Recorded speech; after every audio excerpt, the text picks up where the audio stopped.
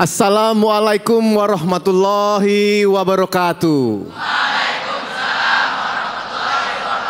Alhamdulillahirabbil alamin wassalatu wassalamu ala asrofil anbiya wal mursalin wa ala alihi washabihi ajmain. Nama ba'du. Maha benar Allah dengan segala firman-Nya. Apa kabar Anda pemirsa Cahaya Hati Indonesia dimanapun Anda berada? Senang sekali kembali saya Hilbram Dunar bisa hadir bersama-sama dengan Anda dan juga bersama-sama dengan para santri. Kita sekarang sedang berada di Pondok Pesantren Asidikiyah di Kedoya, Jakarta Barat. Dan tentunya kita siap untuk mendengarkan lagi berbagai tausiah yang luar biasa manfaatnya kepada kita semua.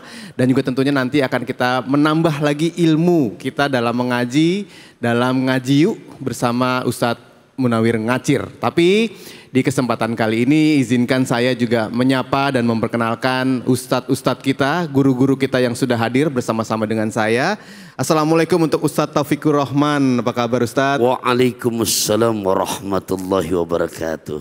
Makin sehat sepertinya Alhamdulillah. Ustadz. Ceria terus. Selalu insya Allah. Alhamdulillah. Jadi biar dari Cisaat ke Bengkulu, biar pada sehat selalu. Ustadz pantun luar biasa.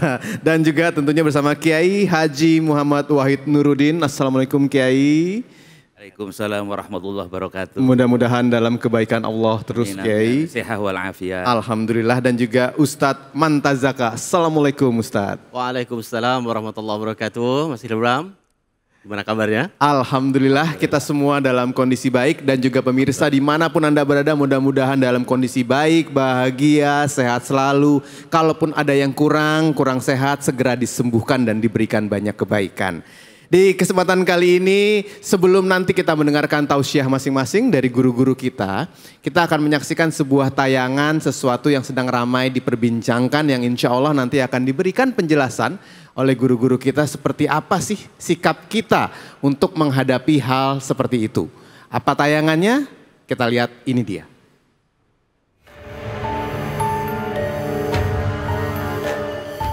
Kurnaisi berusia 39 tahun warga kampung Citombe, Desa Buniara, Tanjung Siang, Subang ini meninggal dunia bersama anak di dalam kandungannya. Ironisnya, RSUD Subang menolak pada saat korban tengah dalam keadaan kritis ketika hendak melahirkan pada 16 Februari lalu. Kejadian bermula ketika korban memeriksakan diri bersama suaminya ke bidan desa, hasil pemeriksaan kondisi bayi dan ibu dalam kondisi sehat. Namun setelah 1 jam pemeriksaan, korban tiba-tiba muntah dan kejang-kejang. Korban kemudian dibawa ke Puskesmas Tanjung Siang dan dirujuk ke RSUD Subang karena kondisinya semakin kritis menggunakan ambulans Puskesmas. Saat itu korban diterima IGD RSUD, namun ketika akan masuk ruangan ponek untuk mendapatkan tindakan, malah ditolak dengan alasan pihak RSUD belum menerima rujukan dari Puskesmas.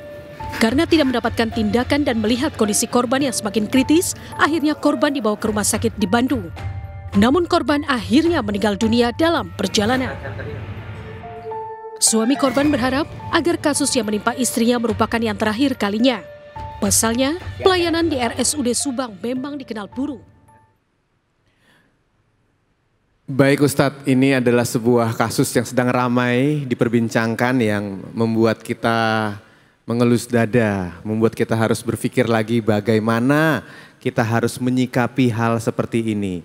Ustadz Taufikur Rahman mungkin bisa bantu untuk menjelaskan dan mencerahkan kita semua. Baik, terima kasih Mas Hilbram. Assalamualaikum warahmatullahi wabarakatuh.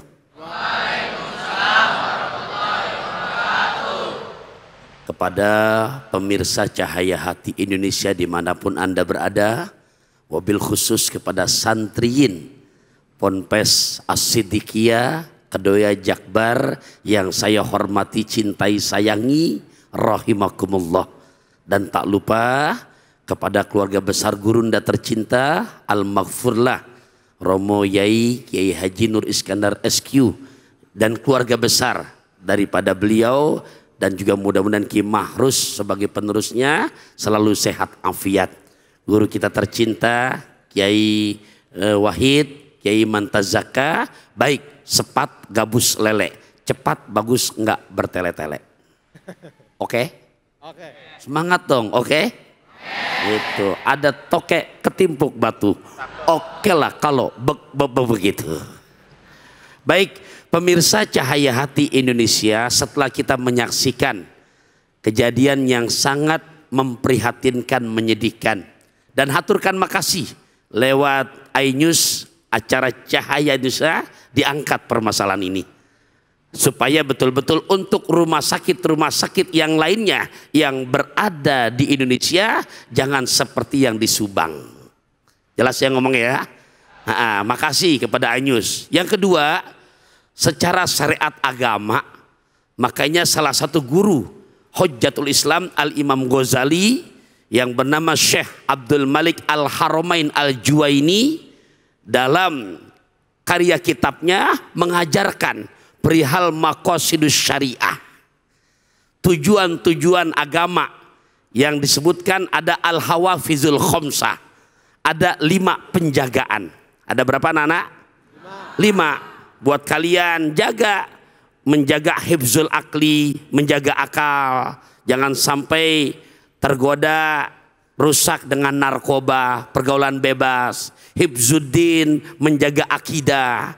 Kemudian apalagi hifzul nasal, menjaga untuk keluarga nasab.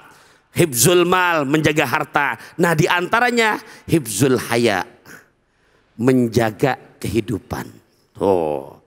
Jadi agama Islam ini datang sangat amat menghormati dan menjunjung tinggi yang namanya arti kehidupan. Maksudnya menyelamatkan nyawa orang. Kalau tadi terjadi yang kita lihat sampai tidak diterima di Rumah Sakit Umum Daerah Subang, akhirnya keluarga mengambil inisiatif berangkat ke Bandung. Di tengah perjalanan nggak ketolong, meninggal dunia. Asli ngelihat begitu, saya secara pribadi minum air kendi berasa anget. Cakepnya mana? Ulang. Minum air kendi berasa anget. Asli sedih banget. Naik rakit bareng Sarini. Sakitnya tuh di sini. Nah, bagaimana Islam menanggapinya lagi? Nabi di saat lagi menerima tamu, jadi kebiasaan Mas Ilbram tuh kalau di Madinah, para sahabat kalau ada tamu berebutan. Ada salah satu tamu yang dimana nggak ada yang mau nerima. Ini udah habis yang lain. Namanya julukannya Abul Batan, bapaknya perut. Kenapa dia nggak nerima? Sahabat pada ogah, ini ketahuan orang banyak makannya. Nggak ada yang nerima. Akhirnya di saat nggak ada yang nerima, apa kata Nabi? Antum ala hisabi, kamu aku yang nanggung. Ternyata begitu Nabi terima, ya Rob, makan malam Nabi belum makan, dia udah habisin. Begitu tengah malam, dia pengen buang hajat, bukan ke toilet, di kamar itu dia buang hajat. Bukannya dibersihin, diam-diam dia kabur. Di tengah perjalanan lupa ikat pinggangnya nggak kebawa. Dia bingung, lanjut terus nggak bawa bekal. Balik ke rumah Nabi, muka tembok. Allahu Akbar, dia datang lagi. Tapi Nabi betul-betul sangat menghormatinya. Nah inilah Mas Ilbram juga santriin data, santriin As-Siddiqiyah, juga para pemirsa, betul-betul ilmu buat kita. Sangkanya kata Nabi, wallahu fi aunil abdi maka nal abdu fi auni akhihi. Allah selalu bersama hambanya, menolong hambanya selama hambanya masih menolong untuk saudaranya. Saya mantun lagi terakhir ya, boleh kan? Oke, kalau gitu ke Hotel Mulia ketemu orang Sukabumi. Tinggal di Cisaat penjual minyak. Yang paling mulia manusia di muka bumi adalah yang paling manfaat buat orang banyak. Luar biasa. Terima kasih Ustaz Taufikur Rahman untuk penjelasannya. Bagaimana kita juga harus saling menghormati dan terus memperhatikan kehidupan, karena itu adalah salah satu ajaran Islam yang paling utama, selalu menjaga kehidupan.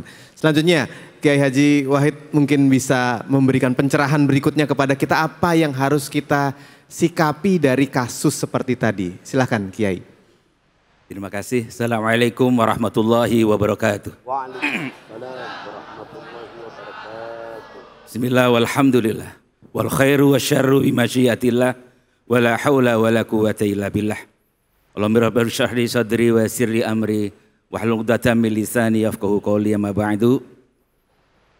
Kepada akhina fillah, kiaiku di sebelah kanan Kiai Taufikur Rahman, akhina fillah saudaraku Kiai Mantazakkah. Semoga Allah sehatkan badannya, Allah panjangkan semua umurnya.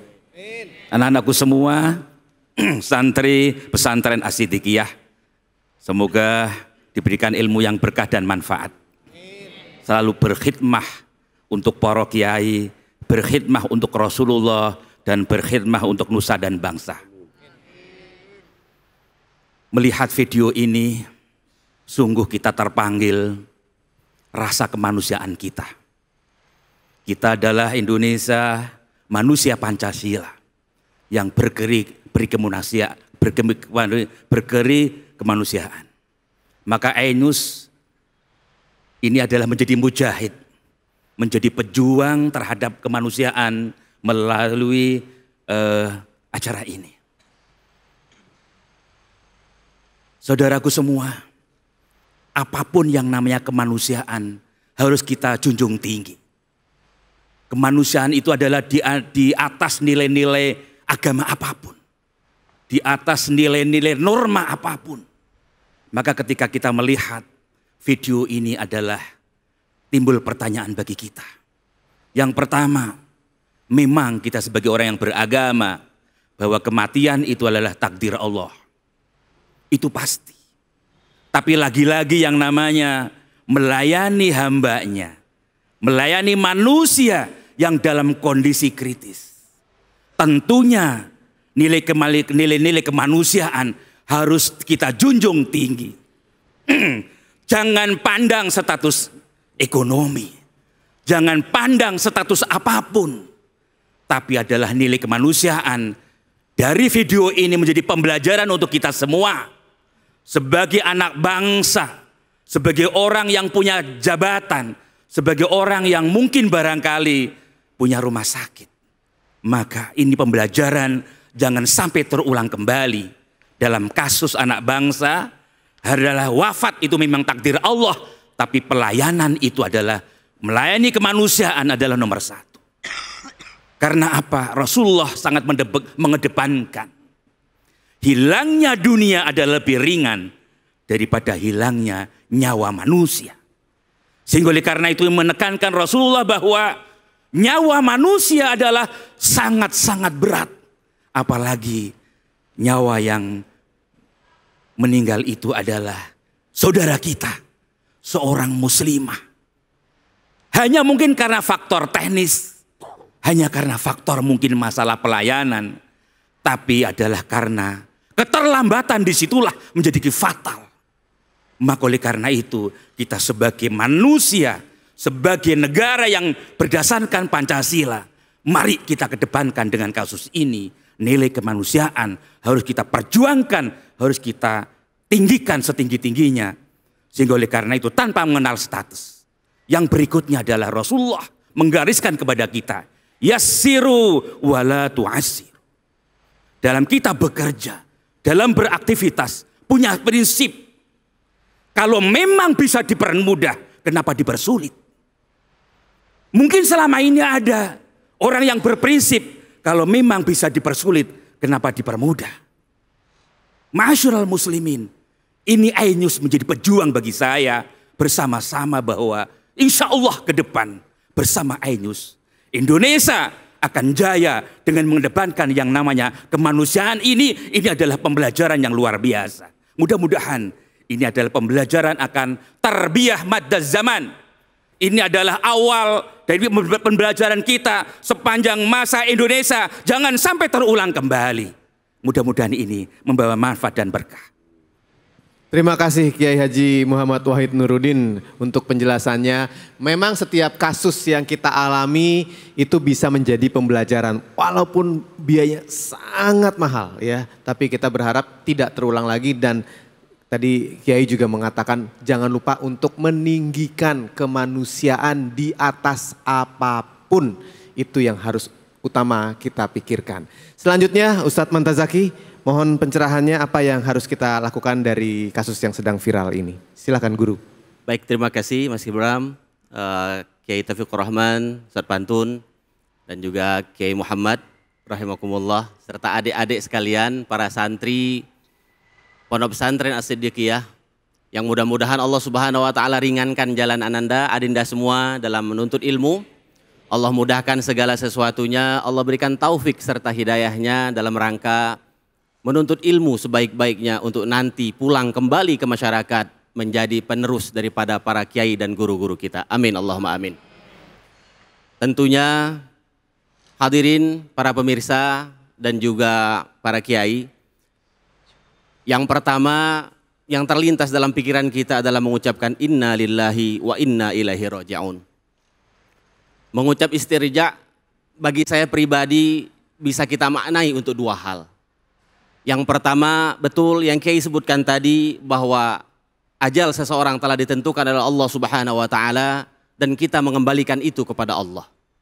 Dan yang kedua, kita mengucap karena begitu mirisnya dan begitu merasa sungguh jauh dari apa yang kita harapkan sebagai kaum muslimin, bahwa ternyata pelayanan rumah sakit umum masih banyak yang perlu dibenahi. Dalam hari ini tentunya iNews TV telah mengangkatnya pada kesempatan yang berbahagia ini, tak lain dan tak bukan adalah supaya menjadi pembelajaran untuk kita semua. Tidakkah kita ingat bahwa baginda Nabi besar Muhammad SAW pernah bersabda dalam salah satu hadisnya, "Man karraba'an muslim, karraballahu alaihi yaumal qiyamah." Barang siapa yang meringankan beban, Mas Hilbram dan juga para kiai, meringankan beban saja, belum menghapuskan beban atau menghilangkan beban, meringankan beban saja, maka kelak Allah akan meringankan beban yang bersangkutan di hari kiamat. Itu meringankan, kiai ya. Bagaimana jika menghilangkan? Maka Masya Allah, barang siapa yang menghilangkan kesusahan saudaranya sesama muslim, maka yakinlah Allah Subhanahu wa taala akan menghilangkan kesusahannya di akhirat atau di yaumil qiyamah. Hari di mana kita sudah tidak mampu apa-apa kecuali mengharapkan amal ibadah yang telah kita lakukan diterima sebagai kebaikan di sisi Allah Subhanahu wa taala. Tentunya sebagaimana tadi telah disitir oleh Kiai Muhammad bahwa al-insaniyatu qabla tadayyun. Bahwa kemanusiaan itu harus dikedepankan dalam hal ini di atas ajaran agama. Dalam artian menjaga nafas atau menjaga nyawa tadi merupakan salah satu tujuan dari syariat Islam yang 5. Dan bahkan di dalam Al-Quran Allah Subhanahu wa taala menjelaskan, "Wa man qatala faka'annama qatalan nasa jami'a." Barang siapa yang membunuh satu, menelantarkan satu manusia, maka seakan-akan itu menelantarkan seluruh manusia lainnya. Mengapa? Karena dari satu orang akan lahir manusia-manusia lain yang insya Allah akan menjadi hamba-hamba Allah Subhanahu wa taala. Maka secara tidak langsung saat seseorang terpapar kepada kewafatan atau meninggal dunia, maka hilanglah harapan untuk melahirkan generasi-generasi berikutnya. Maka dari itu, adik-adikku sekalian dan para pemirsa di rumah, marilah kita jadikan ini sebagai pelajaran yang begitu berharga. Jangan sampai terulang kembali di Indonesia tercinta ini. Jangan sampai gara-gara hal yang mungkin dapat diupayakan dengan semaksimal mungkin, kita menjadi manusia-manusia yang abai terhadap kepentingan orang lain, abai terhadap kebutuhan orang lain, dan bahkan na'udzubillah tsumma na'udzubillah, abai terhadap nyawa orang lain. Wallahu a'lam bishawab. Terima kasih Ustadz Mantazaka untuk pencerahannya, dan ini baik sekali buat adik-adik di sini, buat pemirsa dimanapun Anda berada. Tadi Ustadz sudah menjelaskan bahwa kita dengan meringankan beban orang lain saja, insya Allah kita sudah mendapatkan pahala. Baru meringankan loh, belum menghilangkan. Bayangkan kalau kita semua bersama-sama membantu, saling membantu orang-orang yang ada di sekitar kita, kita ringankan beban mereka. Akan luar biasa efeknya terhadap Indonesia. Dan kita juga akan lanjut lagi, masih banyak sekali ilmu-ilmu Islam yang akan diajarkan guru-guru kita di Cahaya Hati Indonesia. Diawali setelah ini dari Ustadz Taufikur Rahman yang akan menjelaskan tafsir Quran dari surah Al-Maidah ayat 2. Jadi jangan kemana-mana, tetap bersama kami di Cahaya Hati